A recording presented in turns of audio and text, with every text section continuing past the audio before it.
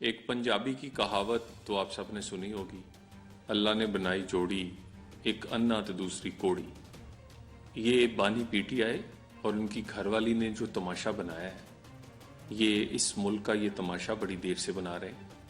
جب سے یہ جوڑی بنی ہے، پاکستان کی سیاست، پاکستان میں گورننس، اس کا اپنے مفاد کی خاطر تہ و بالا کر دیا ہے۔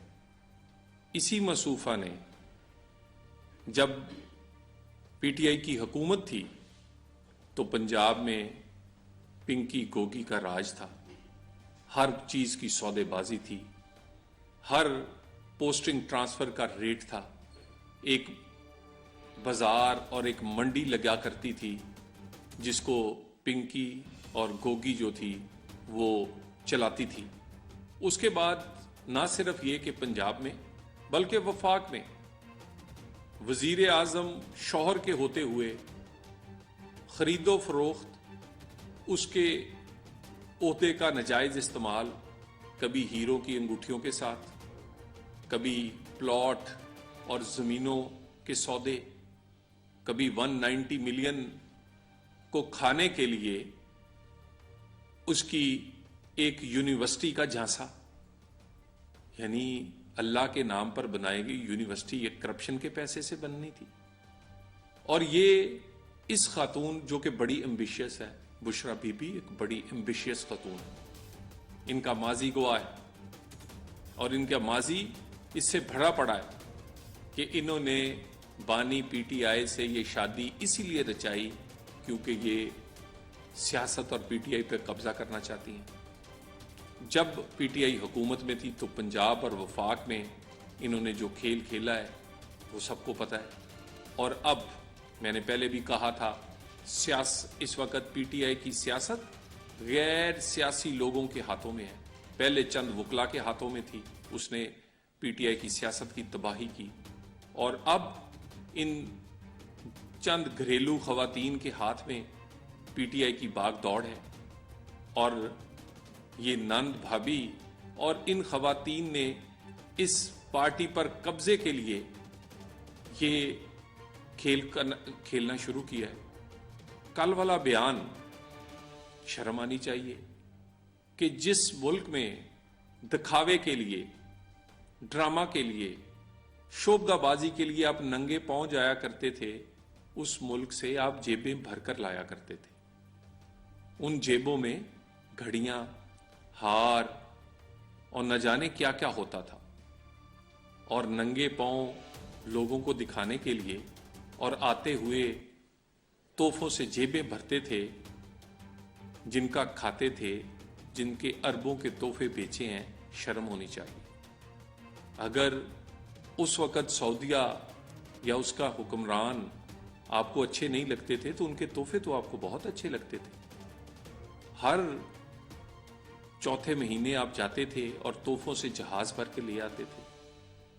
پھر اگر ان کے حکمران اچھے نہیں تھے تو ان کی گاڑی کے ڈرائیور کیوں بنے؟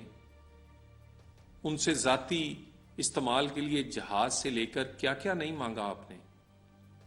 پاکستان کے تعلقات کو آپ داؤ پہ لگاتے ہیں۔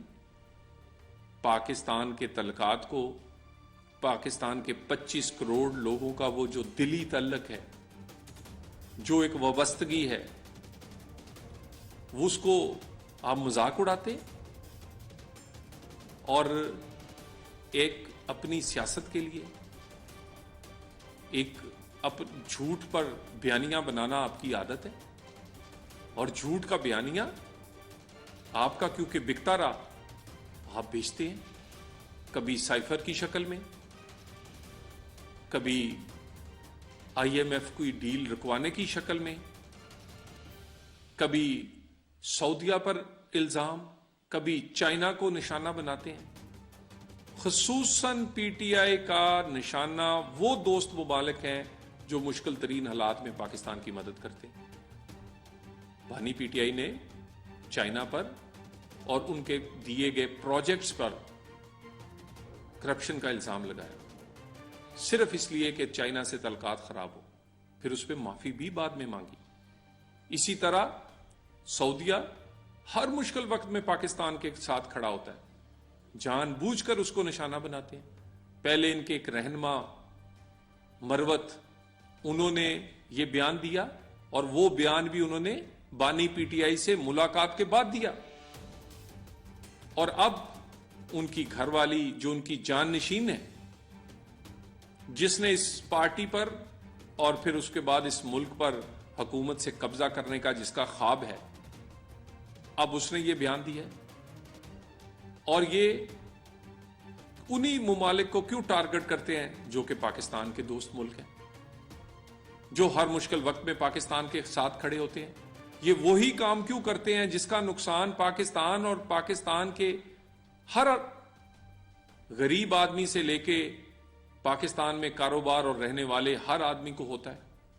یعنی آپ آئی ایم ایف کو خط لکھتے ہیں تاکہ پاکستان کی معیشت بیٹھ جائے، غریب کا چولہا نہ چلے. آپ سعودیہ کو نشانہ بناتے ہیں تاکہ وہاں پر 35 لاکھ لوگ جو وہاں کام کرتے ہیں ان کے لیے مشکلات ہوں. وہاں وہ جو ہر مشکل دور میں پاکستان کے ساتھ کھڑے ہوتے ہیں مسلم ملک کے طور پہ، وہ ساتھ کھڑا ہونا چھوڑ دیں.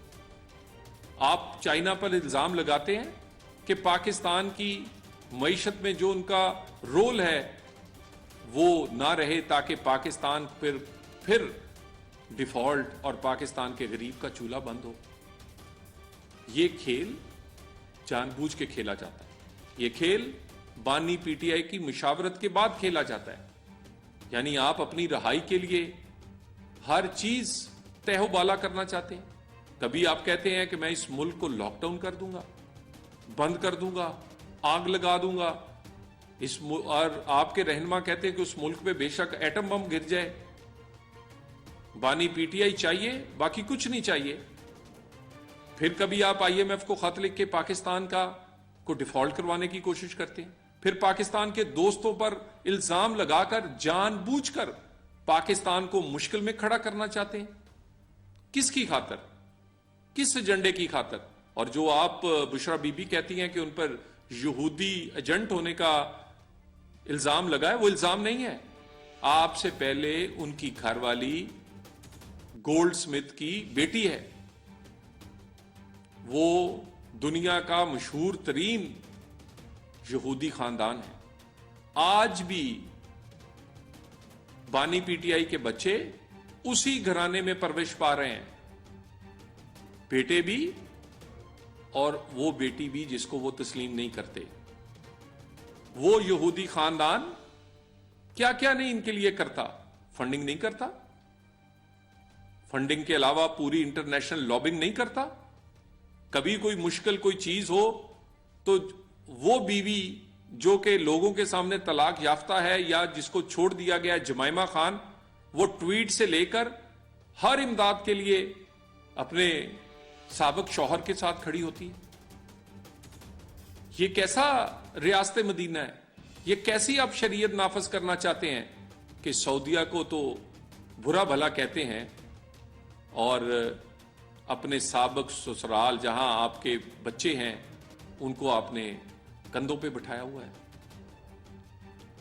آج بھی وہ یہودی ایجنٹ ہونے کا الزام صرف اس لیے نہیں ہے.